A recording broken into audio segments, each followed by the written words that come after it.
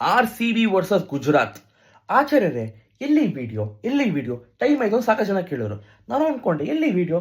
ಅಲ್ಲ ಮಾರಿ, ನೀವು 3 ಮ್ಯಾಚ್ ಕಂಟಿನ್ಯೂಸ್ ಆಗಿ ಗೆದ್ರೆ ವಿಡಿಯೋ ಮಾಡಕ್ಕೆ ನನಗೆ ಬೋರ್ ಆಗೋದಿಲ್ವಾ? ಒಂಚೂರು ಅಪ್ ಡೌನ್ ಇರಬೇಕು. ಅದು ಬಿಟ್ಟರೆ ಆಪೋಸಿಟಲ್ಲಿ RCB ಅವರು ಇರ್ತಾರೆ. Sophie Devine, Ashleigh Gardner, Georgia Wareham, Renuka Singh. ನಾವು ಯಾರಿಗೆ ಸಪೋರ್ಟ್ ಮಾಡೋದು?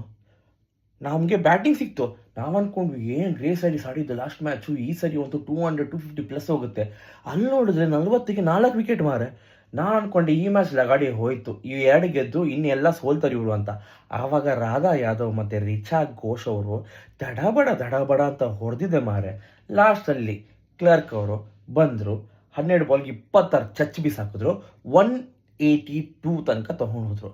ನಮಗೆ ಈಸಿಯಾಗಿ ಸೋಲೋ ಮ್ಯಾಚ್ ಇತ್ತು. ಯಾಕಂದರೆ ಸೋಫಿ ಡಿವೈನ್ ಅವರೆಲ್ಲ ಸಖತ್ತಾಗಿ ಹೊಡಿತಾರೆ, ಜಾರ್ಜ್ ವೇರಮ್ ಸಖತ್ತಾಗಿ ಹೊಡಿತಾರೆ. ಇಲ್ಲ ಅಂದರೆ ಅವ್ರ ಕಡೆಯಿಂದಲೂ ಬ್ಯಾಟಿಂಗ್ ಪ್ರದರ್ಶನೇ ಇಲ್ಲ, ಎಲ್ಲರೂ ವಿಕೆಟ್ ಕಳ್ಕೊಂಡಿದ್ದಾರೆ. ಒಂದು ಕಮ್ಬ್ಯಾಕ್ ಫೈಟು ಎಂತ ಅದು ಬಾಯಿಗೆ ಬರುತ್ತಲ್ಲ, ಅದೆಂತ ಸಹ ಇಲ್ಲ.